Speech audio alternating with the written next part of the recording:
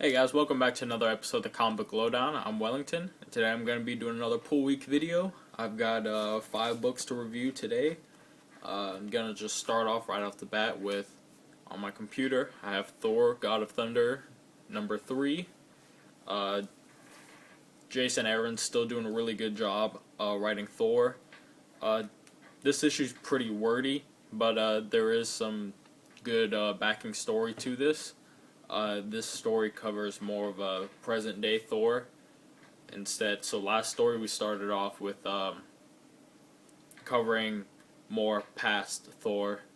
Now this issue we're going to be covering present-day Thor, and next issue will probably be covering the future Thor.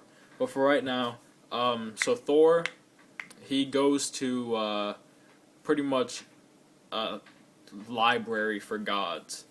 When you think about it, it's kind of funny, but he goes to like the library for gods, and he sees this hall called the Hall of the Lost, and it's just piles of books and scrolls of gods that have just seemed to have disappeared.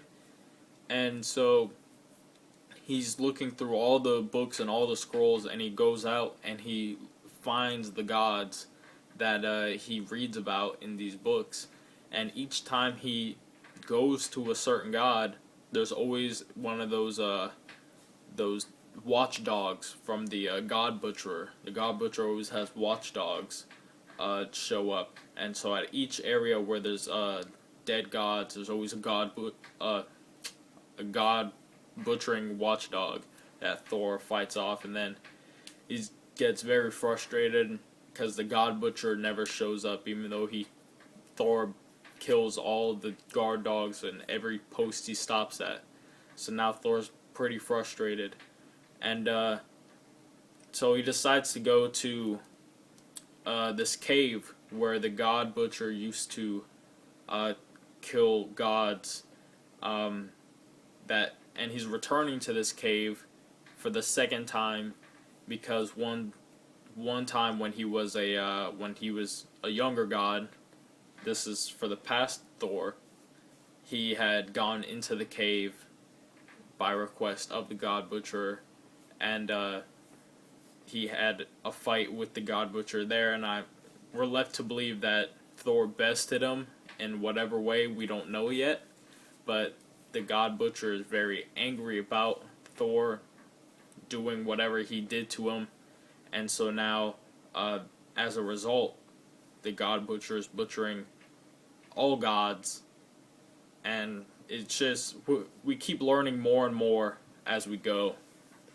But Thor seems pretty scared about this cave, and he does have a little recruitment of Tony Stark, helps him out just a little bit. It's kind of cool to see Marvel Now Tony Stark in this issue.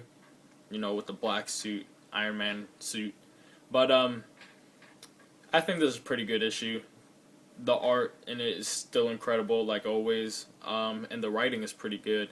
Just, it's a little wordy here and there, but still very good story. Definitely recommend that one.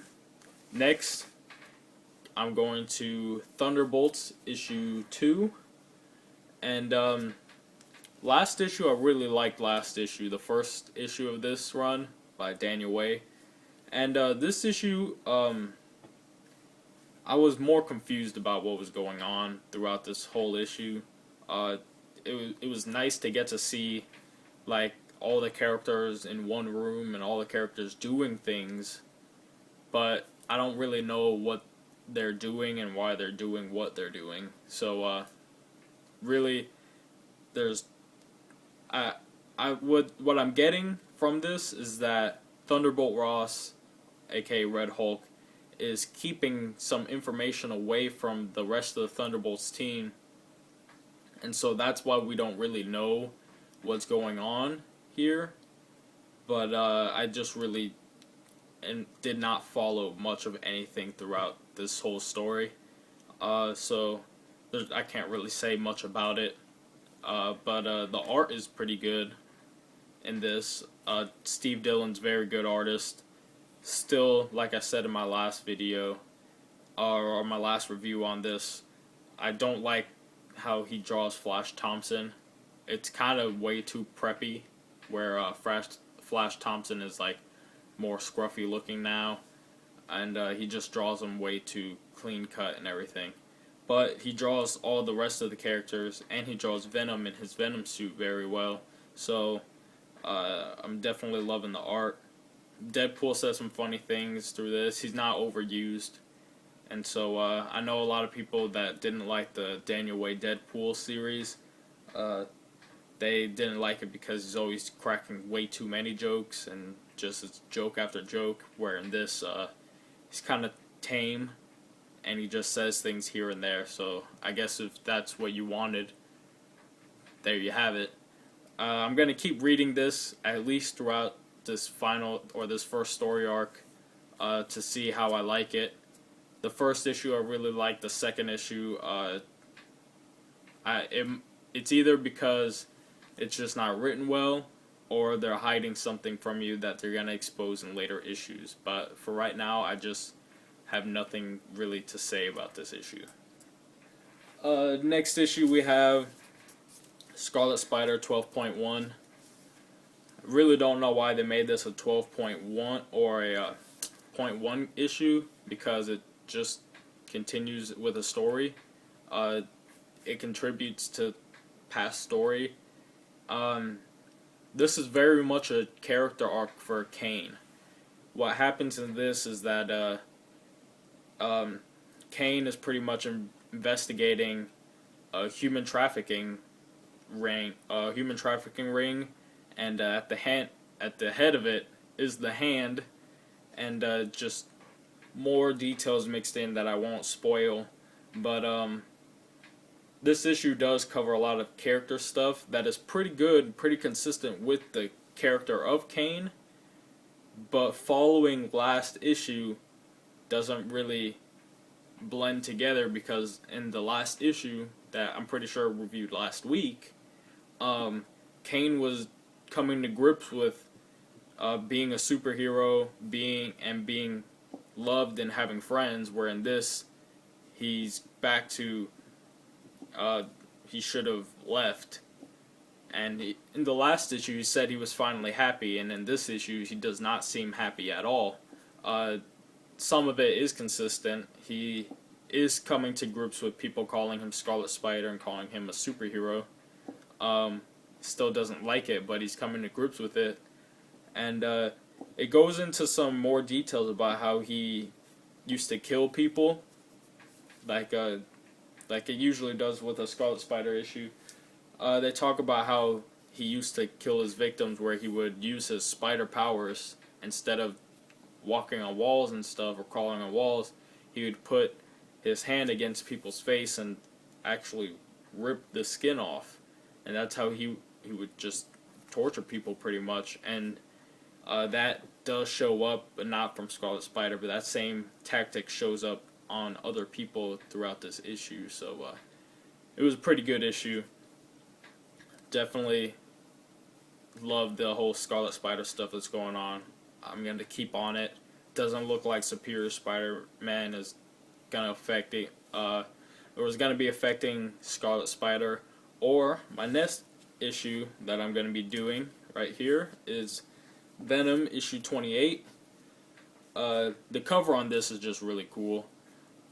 Tony Silas does art in this. Tony Silas did the art in Spider-Man, or Amazing Spider-Man End of Days. Not End of Days, what was the Dr. Octopus story arc? I can't remember.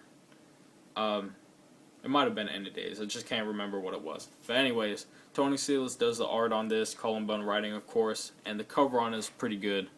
I definitely have been excited about this cover for a long time. They gave a sneak peek of it on Marvel.com a while ago. But anyways, this starts out, Flash is finally in Philadelphia. He's not in New York anymore.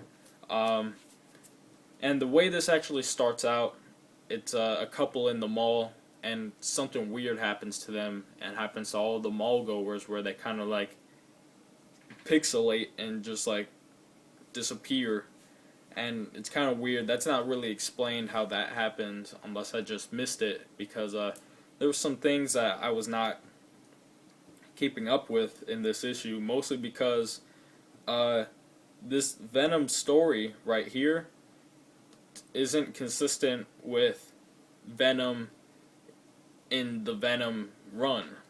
It kind of goes into Secret Avengers Venom, which I haven't read. For instance, I'm just finding out now that Venom had a relationship, or is in a relationship with Valkyrie, and that actually kind of upset me hearing about that, because I still want Flash Thompson to kind of, feel for Betty Brant. I mean, it's been a while since Betty Brant, or Betty and Flash broke up, but in that while, Flash seems to have never had any downtime to actually think about things, and that's the way Remender used to write things, where something would happen to Flash, and he couldn't ever think about it until finally he sat down, finished all the crazy fighting that he had to do, and he finally got to sit down, and then everything came on him at one time, and that made up for some great story. Where in this, I had no idea Flash had already moved on from Betty, and it seemed kind of weird because I had never seen him really upset about Betty, except for in that first story arc that Cullen Bunn wrote. So I kind of had a problem with that. But other than that, there's also other things that I'm guessing this happened in Secret Avengers as well, but they don't give you any notes on it. Flash runs into some superpowered group of people called the UFOs, and they say that they had run into them before, and Flash says that he had run into them, and they were difficult to beat even when he was with a team. So I'm guessing that happened with the Secret Avengers, and I don't read Secret Avengers. I have no idea who these people are and what their powers are, what they're capable of doing, so I was kind of lost on this issue. The art looked great on it, though, and at the end of this issue, there was definitely things that I could start following. Once I got to know the UFOs and their group of powered people, I could then start following the story a little more. And by the end of this, I was okay. And by the end of this, there's some really big things that happen both to Flash Thompson and to Katie Kiernan that definitely have me excited for the next issue to come. And I don't know how things are going to pull out for Flash Thompson in this, so I'm really excited for the next issue. Just this issue, I had to come to grips with a lot of things that I had not been exposed to yet in the Venom book. So there's Venom, issue 28. Now the last thing I got for you guys here is probably by far the best book of this week, in my opinion, was Daredevil, issue 21. Maybe not even finally, actually, but we do get a small wrap-up with the Coyote stuff and the Spot things that go on, and all of that is well and good, and I've been so excited to see the end of that and how all of that wraps up, but I was not anticipating how everything would wrap up for Matt Murdock and Foggy Nelson after this whole ordeal has shown up. And honestly, the character involvement between Foggy and Matt, that was way better than how the Coyote stuff ended up. Don't get me wrong, I'm not going to spoil it. The Coyote stuff and Spot and all that, it was very entertaining and very good. It was done very well.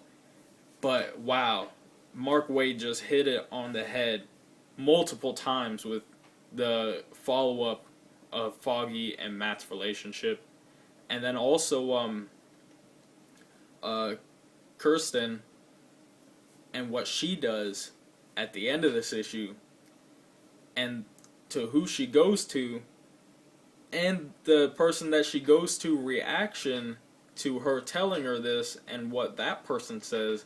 I'm not going to give any of this up. You just have to read it because it's so good, and I'm so excited for Daredevil, the next issue, Daredevil issue 22. This has got to be one of the best books at Marvel right now. And if you aren't reading Daredevil, you need to start reading Daredevil as soon as possible.